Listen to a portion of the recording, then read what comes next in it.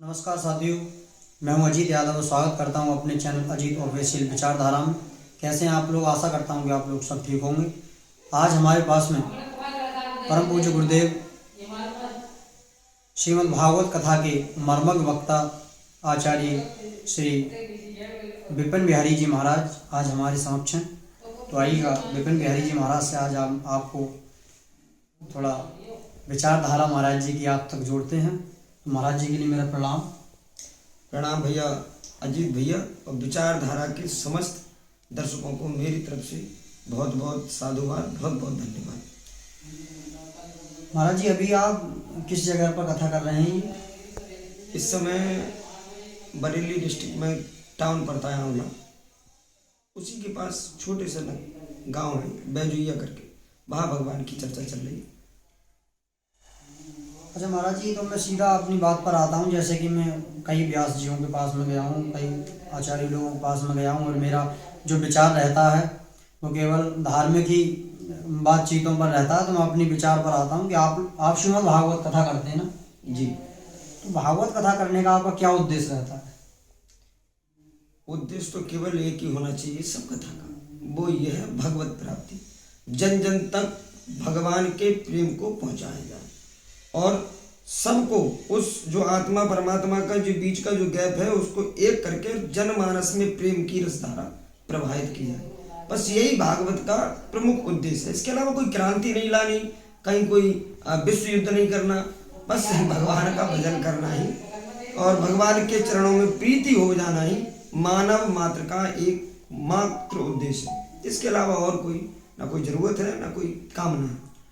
अच्छा महाराज जी, जनता पर सबसे ज्यादा प्रभाव किस चीज पर पड़ता है आपकी कथा से? देखिए, हम किसी भीड़ में कथा करने जाएं, वह हजारों की भीड़ बैठी हो, हजारों की भीड़ में सबके अपने अपने विचार होते हैं, सबका अपना मंतव्य होता है। लेकिन अगर हजार की भीड़ में 4 आदमी भी आपकी कथा सुनकर भगवत चरणों में उनका अनुराग हो गया तो आपकी कथा सफल है। और रही बात जनता की, तो जनता तो जिसको जाकी रही भावना जैसी प्रभु मूरत देखी तिल, जिसको जो समझ में आए।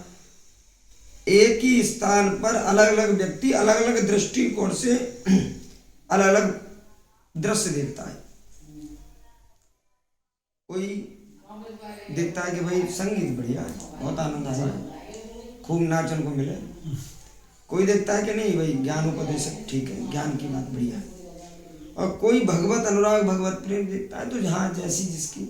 लेकिन मेरा उद्देश्य तो केवल ये है कि जनमानस में भगवान के प्रेम का संचार हो, और इसी उद्देश्य को लेकर मैं भगवान की कथा गा रहा हूँ। और बहुत आनंद है, बड़ी कृपा है, कहीं ना कहीं लोगों का जुड़ाव भगवान से होता ही होता है। अच्छा महाराज जी, अब तक आप कथा करते हुए आपको बहुत समय हो गया होगा, लगभग आप कितनी कथा कर चुके होंगे? कथा करते करते समथिंग मुझे 8 वर्ष हो गई। 8 वर्षों में कथाओं की संख्या समथिंग 60-62 हो चुकी है टोटल, जिसमें मैंने सब जगह कथाएं की। राम कथा भागवत जी दोनों का मैं गायन करता हूँ।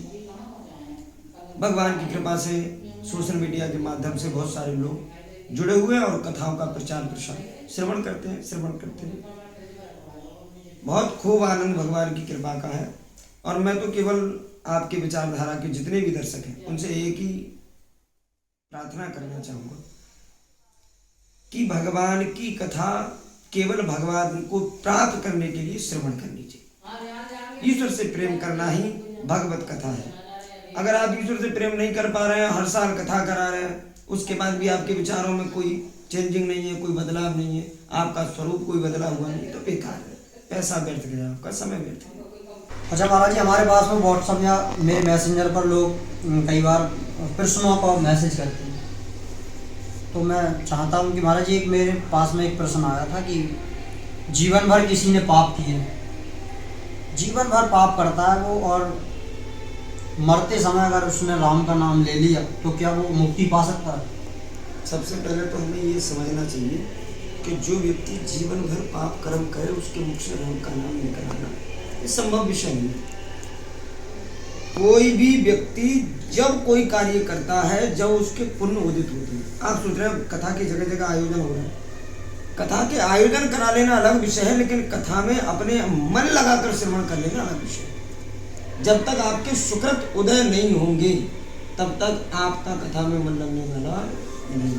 ऐसे एक बात आई राम के नाम की, जीवन भर पाप करता है तो राम का नाम, हो सकता है कि उसने इस जीवन पाप किया है, हम तो इतना ही देख सकते हैं जितनी दृष्टि है। जैसे संपाति जी जब समुद्र के किनारे थे तो उन्होंने देख के बताया कि भाई लंका में माता जानकी बैठी है शुभ वृक्ष के नीचे, तो बंदर भालू भी चढ़ के देखने लगे। तो संपाति जी ने कही कि भाई मैं देख सकता हूँ, आप नहीं देख सकते, क्योंकि गीत की दृष्टि अपार होती है और तुम उधर को देख के देख रहे हो, तुम नहीं देख सकते। ऐसे ही भगवान की जो दृष्टि है वो अपार है और हम लोगों की दृष्टि सूक्ष्म है।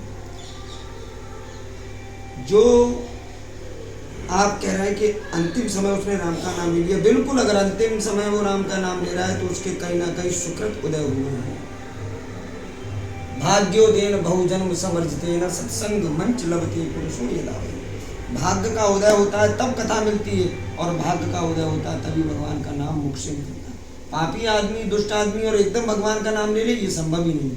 उसके पुण्य नहीं उसका ऐसा किया है, इसीलिए उसने नाम लिया और नाम लिया है तो कहीं ना कहीं मेरी दृष्टि में तो पुण्यात्मा है, संसार की दृष्टि में कुछ भी हो, ये मैं नहीं कह सकता। अच्छा महाराज जी, एक प्रश्न और आया था। मैं इससे पहले एक महाराज जी हैं श्री राम वृंदावन के ही, उनके पास में जब मेरी बातचीत हुई थी तो उन्होंने डायरेक्ट ये कह दिया कि स्त्रियों को कथा पर नहीं बैठना चाहिए, भागवत नहीं करना चाहिए। ये उन्होंने स्पष्ट रूप से कह दिया, भागवत नहीं करना चाहिए मंच पर बैठ। तो एक देवी जी हैं, शायद मेरी फेसबुक पे उनका नाम है शिवकांति देवी जी, उन्होंने एक प्रश्न किया था कि इनसे ये पूछना, वो प्रश्न केवल उन महाराज जी के लिए है लेकिन मैं उसकी संतुष्टि के लिए यहाँ पूछना चाह रहा हूँ। उन्होंने कहा था कि ये पूछना कि लक्ष्मी जी ने कभी भगवान विष्णु कथा सुनाई थी तो कि वो नरक को क्यों नहीं चले गए थे। देखिए महाराज जी ने एक बात जो कही वो भी ठीक है और देवी जी कह रही हैं वो भी कहीं ना कहीं ठीक है, लेकिन मैं आपको बताऊँ, अगर हम शास्त्र की चर्चा कर रहे हैं तो फिर शास्त्र के तरीके से ही करेंगे, अशास्त्रीय नहीं कर सकते जी भाई। हम चर्चा तो शास्त्र की कर रहे हैं और कर रहे हैं अशास्त्रीय ढंग से, तो वो ठीक नहीं। अगर हम भागवत जी की चर्चा कर रहे हैं, भाग में सती सुलोचना और जिनका का मेघनाथ वध और जिन क्या क्या सुना रहे हैं और जिसका कोई मतलब ही भागवत जी से नहीं है, भागवत जी में स्कंद कितने हैं, भागवत जी में अध्याय कितने हैं, भागवत जी का मंगलाचरण क्या है, ये कुछ हमें पता नहीं, तो फिर मैं नहीं मानता कि वो भागवत हो रही है, वो तो मनोरंजन हो रहा है। ऐसे ही जैसे भाई स्त्रियों को अधिकार नहीं दिया मंच पर, ये शास्त्र कह रहे हैं, ये मेरी कही हुई बात नहीं। हाँ, ज्ञानोपदेश कोई भी हो सकता है, आप कर सकते हैं, भैया कर सकते हैं, भैया कोई भी कर सकता है, सब कुछ भी, लेकिन मंच की मर्यादा है। मंच में उसी व्यक्ति को बैठना चाहिए जो मर्यादित है। अमर्यादित व्यक्ति को बैठा देंगे तो उसकी प्रतिभा को खत्म कर देंगे। अच्छा महाराज जी, आजकल मैंने कई शास्त्रियाँ देखी हैं, जो नाम तो मैं नहीं ओपन करूँगा क्योंकि सब लोग जानते हैं, शायद मेरा कभी उनसे सामना होगा तो ज़रूर मैं उनसे भी बातचीत करूँगा। कई शास्त्री ऐसी जो कि मंच का इतना दुरुपयोग कर रही हैं, मंच पर बैठकर वो ऐसे ऐसे गानों को, अश्लील गानों को गाती हैं, बस जैसे आपने गाना तो अश्लील गा रही हैं, बस कृष्ण जोड़ने से उसमें क्या होता है, लेकिन तो उनको कोई गति प्राप्त होगी क्या? हाँ, वो सब ताड़का और पूतना बनेंगे। अच्छा बिल्कुल। अरे वो जो है इस कलयुग में आके और केवल धनोपार्जन के लिए ऐसे कुकृत्य कर रहे हैं, तो जो दोषी होता है वो दंड का विधान उसके लिए है। कोई भी दोष आप कर ले, मैंने आप कहा था अभी, अवश्वमेव भुक्तव्यम कृतम कर्म शुभाशुभ, शुभ और अशुभ जो भी कर्म कर रहे हैं आपको उसका फल मिलेगा ही निश्चित, कोई नहीं टाल सकता। अच्छा, एक तो व्यास मैंने ऐसे देखे थे महाराज जी की, जो वजन पता नहीं क्या बात उन्होंने कही तो चिमटा वाला कूद के उनको ऊपर गिरा। हाँ, चिमटा वाला उनके ऊपर गिरा और वो भी खड़े हो गए मंच पर, और पता नहीं जन क्या क्या बात कर रहे हैं कि हमने तुम्हें पाला था, तुम हमें खाओगे, जन क्या क्या। तो शायद उनका नाम तो मैं ओपन जरूर करूंगा, जयकार नाम है उनका, जयकार। उनके बारे में आप अब ऐसे लोगों के विषय में हम चर्चा कर अपना और अपने सुंदर दर्शकों का समय खराब नहीं करेंगे। मूर्ख संसार में बोलते रहे, मूर्खों की चर्चा कर हम अपने अच्छे समय को बर्बाद ना करें। हमें चर्चा करनी तो क्यों ना हम भगवत नाम की चर्चा करें। सभी जितने भी दर्शक इस वीडियो को देखें, शेयर करें, सुनें, उन सबसे प्रार्थना है कि अपना मन केवल भगवान चरणों में लगाएं। ऐसे कुकृत्यों में, ऐसे ढोंगी लोगों के चक्कर में फंसकर आप अपयश के और पाप के भागी ना हों। पहली बात सुने, हनुमान जी को 2 बार संत मिले और दोनों बार हनुमान जी ने उन्हें दंड दिया। देखिए, संत का संग आपका जीवन बदल देगा और दुष्ट का संग आपको नरक ले देगा। कालनेमी जी रावण ने भेजे थे, हनुमान जी के रास्ता रोक कर बैठ गए कि मैं सब जानता हूँ, पूरा इतिहास पता है, राम रावण का युद्ध हो रहा है और उसमें राम की विजय होगी और तुम मुझे गुरु बना लो, दीक्षा ले लो। हनुमान जी ने कहा कि ठीक है, तो पहले आप ऐसा करो, तुम दक्षिणा ले लो, बाद में दीक्षा ले लो। और हनुमान जी ने उन्हें मृत्यु दंड दिया। तो मैं आपको बता दूं कि हम दुष्टों की चर्चा नहीं करेंगे। संसार में जहाँ पाप है वहाँ पुण्य भी है, जहाँ शुभ है वहाँ अशुभ भी है। ऐसे लोग हमेशा से हैं, हमेशा हैं। लेकिन मैं तो उन लोगों से कहता हूँ जो भोले वाले लोग भगवान के नाम पर आकर ऐसे दुष्ट लोगों को सहायक बन रहे हैं, उनके कार्य करा रहे हैं, प्रचार प्रसार कर रहे हैं, ये आप लोगों को बड़ा दुष्कर है भैया। मैं तो यही चाहता हूँ कि आप मन लगाएं तो फिर ईमानदारी से और अच्छी भक्ति में लगाएं। इस प्रकार से कानों के सुख के लिए, अपनी आँखों के सुख के लिए कुकृत्य, नौटंकी, ये सब देखना तो आपकी मूर्खता है और आप व्यर्थ ही पैसा और समय गंवा रहे हैं। आप तो खुद परेशान हो, वो तो होंगे खुद परेशान जो आपको इस रास्ते पर लाए, आप भी परेशान होंगे। अच्छा महाराज जी, अभी आपने भक्ति की बात करी, तो भक्ति अगर करना चाहिए महाराज जी, मंत्र का जाप करना चाहिए या फिर नाम जप? इंसान का तरण किससे जल्दी होगा? देखिए, अनन्यास चिंतयन्तु मां ये जना पर्युपासते तेषां नित्याभियुक्तानां एक क्षेम। जो अनन्य भाव से मेरी शरण में आता है, मैं उसका योग क्षेम का वहन कर लेता हूँ। भगवान स्वयं कह रहे हैं, बस हमें अपने आप को समर्पित करके उनके चरणों में पूर्ण विश्वास के साथ समर्पित हो जाना चाहिए। इसके अलावा भक्ति घंटा हिलाने का नाम नहीं, भक्ति धूपबत्ती दिखाने का नाम नहीं, भक्ति दीपक दिखाने का नाम नहीं। ये भक्ति नहीं। भक्ति क्या है? भक्ति अपने मन के विकारों को मानकर पूरे दिन घंटा हिला रहा हूँ, पड़ोस की जाके चोरी कर रहा हूँ, पूरे दिन धूपबत्ती दिखा रहा हूँ, किसी के बच्चों पर कुदृष्टि डाल रहा हूँ, ये भक्ति है? भक्ति वो है कि आपके अंदर के सारे शत्रु समाप्त हो गए, आपका भगवान के चरणों में मन लगता है, ये भक्ति है। हमारे श्रीमद् भागवत में ही आता है कि भक्ति ज्ञान वैराग, ये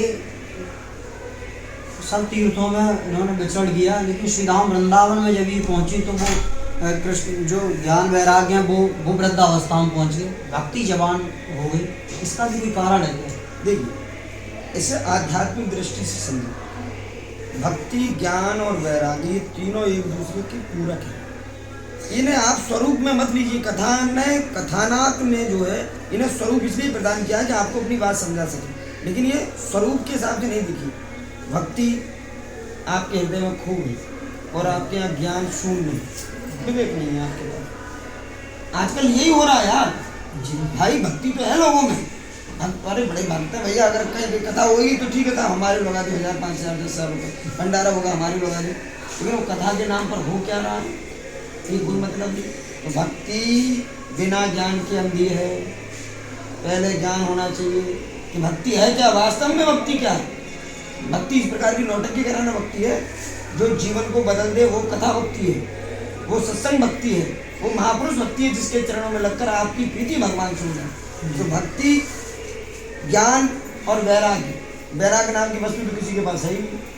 बड़े बड़े महात्मा, बड़े बड़े सन्यासी, बड़े बड़े अमलात्मा, जिन्होंने महाराज बड़ी बड़ी कोठियाँ बना रखी हैं, बड़े बड़े आश्रम बना रखे हैं, हजारियों गाड़ी बना रखी है, वो भी वैराग्य से मुक्त है, वो वैराग्य में फंसे रहते हैं, वैराग्य युक्त है सब। उनका भी वैराग्य खत्म नहीं हुआ, बस चोला ओढ़ लिया उन्होंने, कपड़े ओढ़ लिए, नाम के वैरागी है। वैरागी भाई, वैराग आपके अंदर है तो आप भगवत भक्ति करें, उसे प्राप्त करने की कामना करें। अगर इस संसार में इस समय मेरी दृष्टि अगर कहीं जाकर ठहरती है तो मुझे लगता है कि संत के स्वरूप में प्रेमानंद महाराज, कहीं ना कहीं उनके हृदय में भगवत प्रेम का वो बीज अंकुरित है और वंदनीय है, प्रार्थनीय है जो संत। लेकिन एक बात, अब आप कहेंगे कि भाई आप ऐसा करें, आधुनिकता ने किसको नहीं डसा है?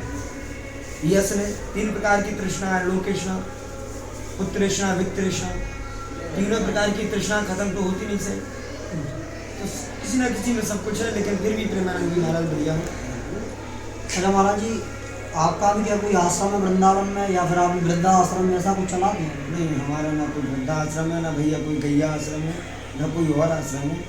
हमारा तो गृहस्थ आश्रम है। गृहस्थ व्यक्ति है, अपने बच्चों के साथ प्रेम से घर में रह रहे हैं और भगवान की गाथा गा रहे हैं।